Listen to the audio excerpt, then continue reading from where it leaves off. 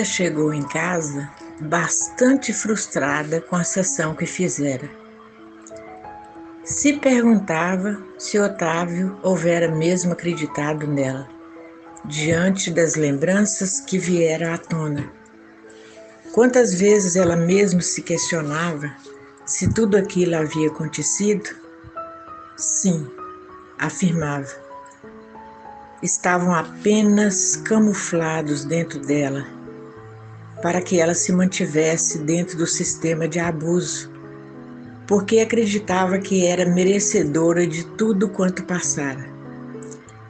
Nem sequer olhara ainda para o livro que lhe fora dado. A princípio, achava que não lhe traria qualquer benefício. Estava frio e ela resolveu que tomaria o banho, comeria alguma coisa e iria se deitar para pensar. Passava, às vezes, horas pensando. Era a forma que encontrava para o alívio momentâneo das dores. Conversava com seu anjo da guarda e arriscava às vezes falar com Deus ou Jesus, mas não conseguia fazê-lo com naturalidade. Não se sentia filha e irmã, ainda não se sentia digna de ter intimidade com seres superiores. Sempre que orava, olhava para cima. Achava impossível que, com tantos defeitos, tivesse o direito de tê-los como eternidade e sublimidade dentro de si. Desde criança, muito questionadora, buscava respostas, ainda que não fossem de forma direta. Ganhou o apelido de perguntadeira e isso lhe provocava a raiva. Mesmo assim, quando ingressou na escola, voltou ao hábito de perguntar. Queria entender de verdade. Se entendesse, não esqueceria e não precisaria passar a noite sobre um livro em vésperas de prova. Cansada de olhar para o teto, resolveu pegar o livro que Otávio lhe dera como dever de casa para o fim de semana. Depois de ler todas as informações, de orelha a orelha, iniciou a leitura do livro. A cada página lida, um espanto e uma pergunta. Eram tantas que pegou um caderno e começou a anotá-los. Leu até a exaustão e adormeceu. Todo o final de semana passou muito rápido e ela esperava ansiosamente o horário da terapia na segunda-feira. Bom dia, Ramiro. Como foi o seu fim de semana? Olha, Otávio, foi um fim de semana que eu considero proveitoso. Não que eu não goste da companhia de minha esposa, você sabe quanto a amo e respeito, mas precisava ficar sozinho neste final de semana. Os amigos lá de cima providenciaram tudo. Houve um seminário espírita na cidade vizinha que ela queria ir e não havia feito a inscrição porque os finais de semana era sempre reservado para visitas e outras programações. Ao chegar em casa, conversei com ela sobre as coisas que estava aprendendo e ela, compreendendo perfeitamente, propôs-se a ir ao seminário. Foi ótimo para nós dois. Ainda bem que ela é espírita, né? E sempre desejou que você realmente entrasse de cabeça nos estudos. Ramiro sorriu. E você, o que fez no final de semana? Rapaz, fui apenas ao clube sábado pela manhã e almocei por lá. Tentei me distrair vendo umas séries, mas não rolou. Nossas conversas não saíam de minha cabeça. Para acalmar a minha mente inquieta, fui buscar respostas para os meus questionamentos. A turma dos finais de semana não parava de ligar Então quebrei as regras e aleguei estar gripado. Os amigos sorriram muito. Otávio se reuniu com os residentes, distribuiu um impresso com tarefas para a semana, bem como a lista de pacientes. Correram leitos juntos e depois Ramiro, que fazia a mesma coisa, buscou notícias de Brenda. Ela ainda continuava em coma, agora induzido, uma vez que acordara agitada, gritando muito, lhe informou a enfermeira-chefe. Por favor, me passe o prontuário. Ela o fez. E antes da leitura, deram uma conferida nos aparelhos e que percebeu que a atividade cerebral não apresentava os padrões normais. Leu o prontuário e perguntou: o doutor Ricardo já chegou? Sim, mas entrou logo para o bloco cirúrgico, que hoje está cheio. O que aconteceu? 8 feridos, 2 gravemente, resultado de um racha na madrugada. Otávio respirou fundo, pensou e comentou. Por momentos de prazer insano, acaba-se com a vida, sendo pela morte ou por sequelas incapacitantes. A moça concordou e ele pediu-lhe que avisasse a Ricardo que precisava falar-lhe, ainda que fosse por telefone. Agradeceu e saiu. Finalmente, chegara para Ada o momento da terapia. Ela amanhecera com forte dor de cabeça e náuseas. Ainda assim, sequer pensou em adiar a sessão. Preferiu pegar um táxi, porque não saberia se teria condições de dirigir no trânsito caótico da cidade. Bom dia, Ada. Bom dia, querida, cada vez mais bonita. A garota agradeceu timidamente e informou. O doutor Ramiro espera. Pode entrar. Ada bateu levemente à porta e estranhou que o terapeuta não viesse recebê-la como sempre fazia. Ele estava ao celular e fez sinal para que ela ficasse à vontade. Alguns segundos sorrindo, disse-lhe: Bom dia, Ada. Como passou o final de semana? Ela abriu a bolsa e dilatilou o livro em um pequeno bloco de anotações. Parece que você fez o dever de casa direitinho. Queria descontraí-la, notou a sua palidez e abatimento. Fiz um grande esforço para vir, porque estou com uma terrível dor de cabeça e enjoo. Tomou alguma medicação para a dor e o enjoo? Tomei, mas não fez efeito nenhum. Você tem alergia a algum medicamento? Apenas cortisona e iodo de contato. Ele se dirigiu a um armário e veio com 2 comprimidos e um copo com água.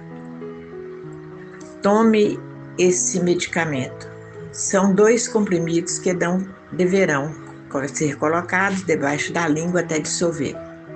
Só depois tome a água. Deite-se no divã e daqui a 10 minutos estará sem esses incômodos. Saiu do consultório e pediu à secretária que deixasse a porta do consultório aberta.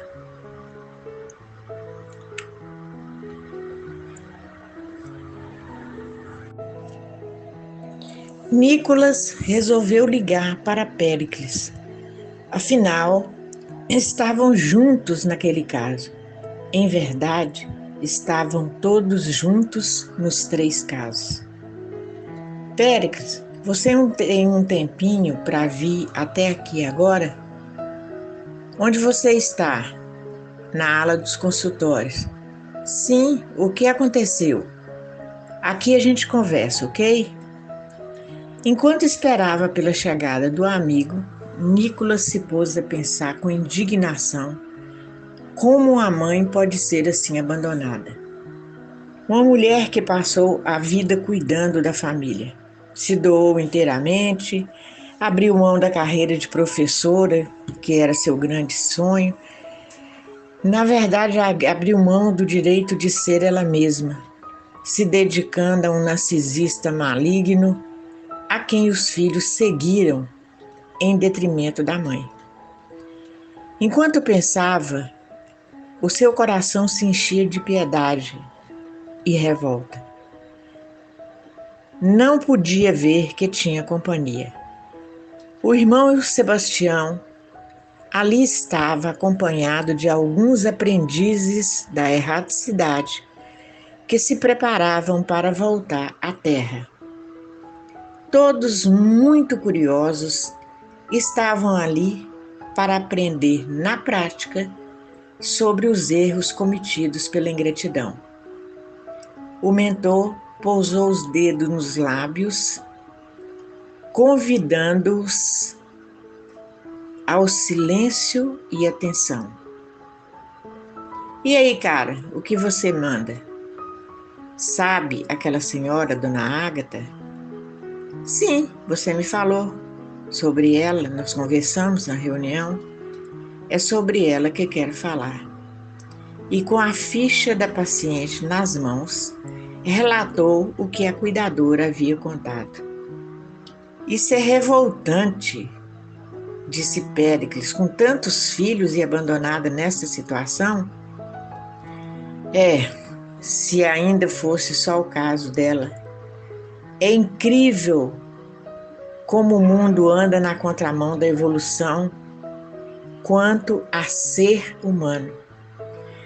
Temos todas as tecnologias, a nosso favor, e quanto mais a vida se torna mais confortável, o ser humano mais se desumaniza. Eu não consigo aceitar esse tipo de comportamento, disse Nicholas. Minha mãe é o centro das atenções da minha família. Todos nós a cercamos de carinho e tentamos aproveitar ao máximo o tempo que estamos com ela. Já idosa, apesar de lúcida e ativa, nunca saberemos a hora em que irá partir. Olha, meu amigo, nós já sabemos a base de todo esse problema familiar.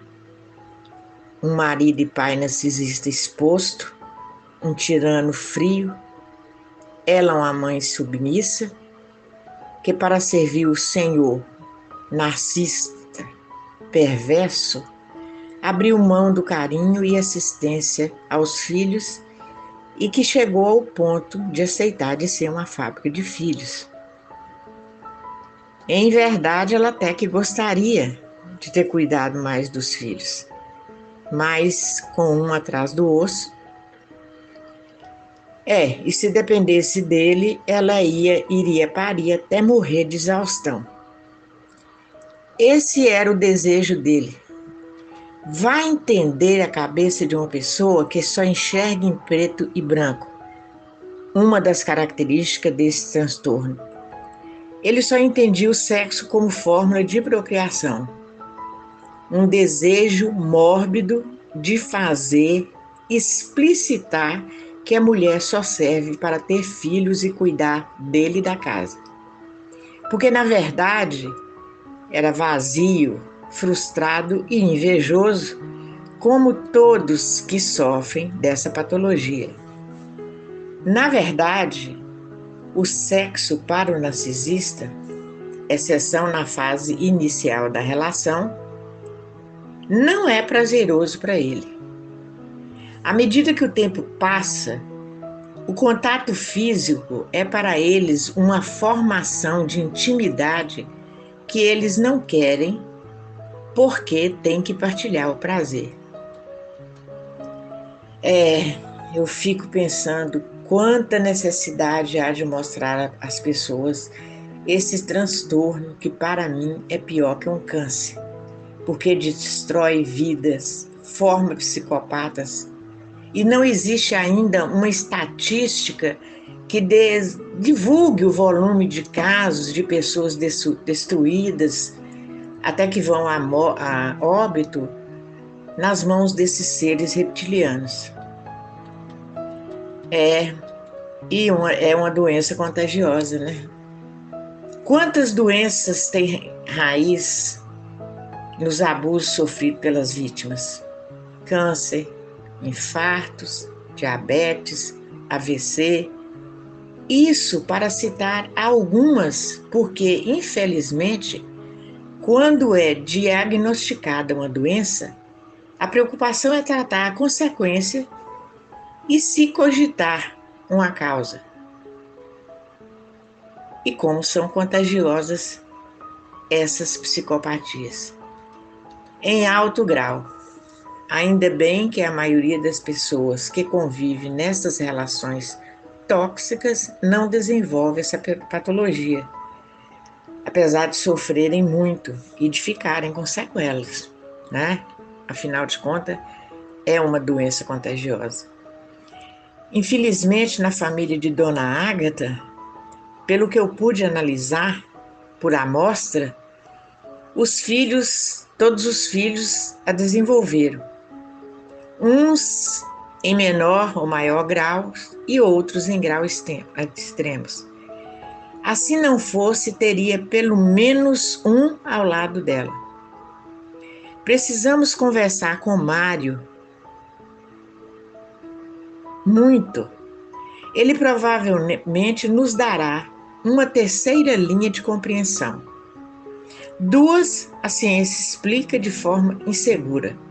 Trauma gerado na infância e uma tendência mínima genética que não é consenso entre os estudiosos. É uma boa ideia ouvirmos o que Mário tem a nos dizer. Então acho que esses filhos devem ser chamados à responsabilidade. E serão, porque até legalmente, pelo Estatuto do Idoso, esse agir constitui crime de negligência e é penalizado. Isso, amigo, nós não podemos deixar passar essas situações, porque se nós que tomamos conhecimento não o fizermos, ninguém mais fará. Mas agora eu vou nessa. O trabalho me espera, disse Péricles. Valeu, amigo. Não há de quê. Afinal, não recebemos a missão do mais alto no projeto Ser Integral. E deu uma risada. Nicolas sorriu e admirou como Péricles estava sempre de bom humor, mesmo com o estresse que a vida profissional lhe impunha. Nicolas contactou a secretária e a ela pediu que fizesse um comunicado a Francine, filha de Dona Ágata, que precisava falar com ela e os irmãos com urgência, fora de horário comercial, no dia seguinte. Às 18 horas pode ser, doutor? Ótimo horário. Porque assim todos já terão cumprido suas tarefas, né? Pouco depois, a secretária retornava com a resposta que a moça ficara brava, alegando que atrapalharia o seu trabalho. Mas prometeu falar com os irmãos para ver quem podia ir. Nicolas nada respondeu, apenas movimentou a cabeça para validar sua indignação. Otávio atendeu o celular quando constatou que era Nestor, da Polícia Federal. Oi, amigo, tudo bem? Tudo bem, e hoje tenho boas notícias sobre o caso Brenda. Que coisa boa! Vai, me conta. Amigo, eu sinto muito. Este processo está correndo em segredo de justiça. Mesmo nossa amizade me autoriza a lhe contar. Quando achamos a trilha do passarinho, não podemos fazer barulho para não espantá-lo. Se perceber alguma coisa, voa rápido. Entendo. Como está a moça? Evoluindo. Já foram retirados os sedativos e agora só resta esperar que recobre a consciência. Só precisamos do depoimento dela para pôr atrás das grades o criminoso. Os amigos dela já deram depoimento e esclareceram muitos pontos antes cegos dessa história. Que notícia boa, Nestor! Sua equipe não dorme em serviço. Só nos falta, né, o glamour dos filmes policial. Deu uma gargalhada e se despediu. Otávio ficou pensativo. Era péssimo em desvendar mistério de crimes.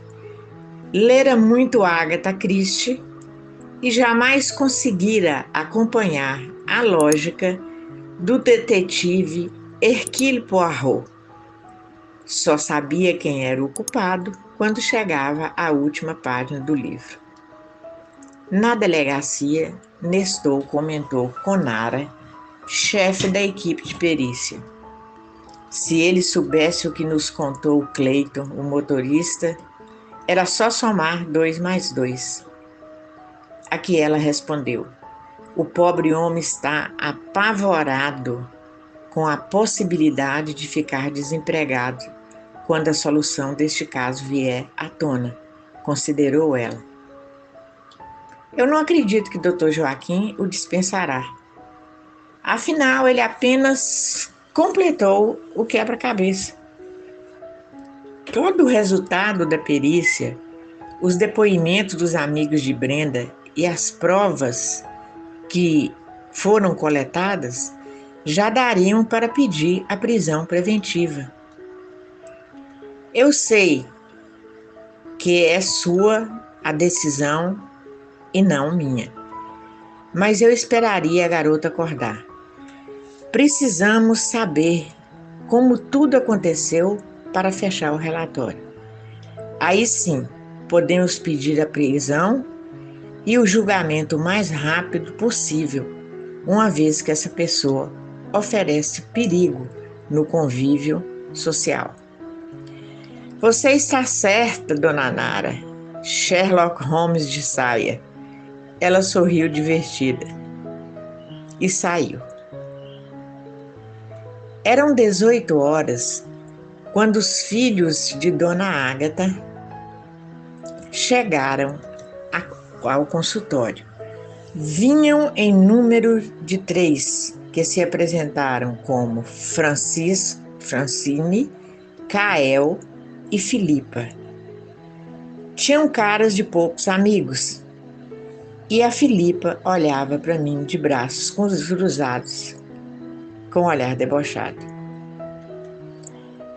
Nicholas analisou rapidamente as personas à sua frente e deduziu que a conversa não seria fácil. Intimamente, pediu ajuda aos irmãos do lado de lá. Bem, o meu chamado aqui se deve ao fato da mãe de vocês não ter comparecido às 2 últimas sessões agendadas. Você sabe o motivo? Eles se entreolharam. Francine se manifestou. Nossa mãe é muito pirracenta. Quando não quer uma coisa, não faz e pronto. Não podemos amarrá-la para vir à terapia. Atendemos a solicitação do médico dela, que afirmou que ela estava depressiva e se alimentando pouco, e trouxemos aqui para o senhor, que é psiquiatra. Foi a vez de Kael se manifestar. Não deixamos que lhe falte nada. Até um táxi à disposição dela eu pago. Tem cuidadora, boa alimentação, uma casa simples, mas confortável, com todas as adaptações para idosos, rampa e tudo mais. Nada lhe falta. Felipe completou. Mãe é muito mimada. quer que fiquemos à disposição dela o tempo todo.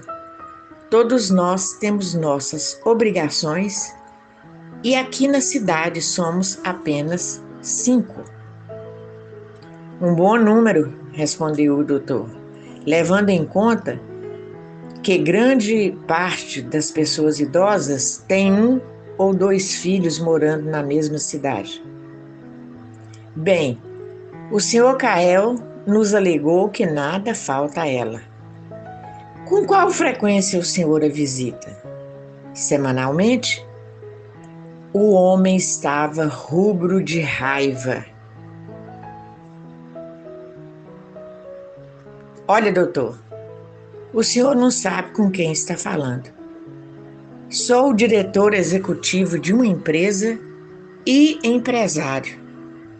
Não ande em farras, sou muito ocupado. Sonoramente e em coro, as irmãs concordaram. Somos todos muito ocupados. E o médico retrucou. Tanto assim que não sobra tempo para uma visita rápida no domingo? Um telefonema durante a semana? Formou-se um burburinho, onde todos querendo falar ao mesmo tempo. Nicolas interviu. Assim não chegaremos a um consenso. Quero lhes alertar que a mãe de vocês está muito doente. Como assim? Ela fez um check-up há 2 meses e estava tudo bem? Eu não estou falando de doenças físicas. Ela tem a pressão controlada, já quebrou um tornozelo, o que não é incomum na idade dela ter osteoporose. Eu estou falando de algo mais grave. Depressão, síndrome do ninho vazio, solidão e abandono. Foi como se acionasse uma bomba atômica.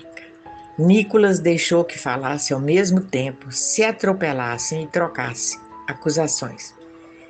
Depois de uns 5 minutos, interrompeu-os. Senhor e senhoras, não estamos aqui tratando de assistência material. Vê-se que ela anda bem vestida, isto é bom? Sim, mas é o menos importante. Ainda que ela morasse numa palhoça e se vestisse de chita, o amor de vocês falaria se sentir rainha. Tentaram, mas ele não se deixou interromper. Tudo o que ela precisa é de amor, presença, carinho. Algum de vocês mora sozinho? Nenhuma resposta. Diante disso, bem, prosseguiu. Nenhum remédio trará a cura para alguém que sofre da síndrome do coração partido. Todos nós sonhamos com afeto e atenção, especialmente quando a idade já não nos permite sermos úteis no sentido material. Quando não podemos oferecer nada além do nosso amor. É neste momento que nós precisamos de mais companhia, de toda consideração e carinho. Aos filhos cabem essa atitude de gratidão a quem a mãe, o pai, às vezes, dedicou a vida inteira. Gael se levantou visivelmente irado. O senhor não sabe do que está falando, doutor. Sei, senhor Gael. Também sou filho e nossos pais são seres humanos. Para além de qualquer insatisfação da nossa parte em relação aos nossos pais, devemos-lhes gratidão. Repito, são seres humanos com defeito e falham tentando acertar. Lembre-se que o homem é, na natureza, o mais dependente por longos anos. Há animais que logo após o parto se põem de pé e em poucos meses de vida são independentes. Por quantos anos vocês dependeram da mãe de vocês para aprender a andar com suas próprias pernas?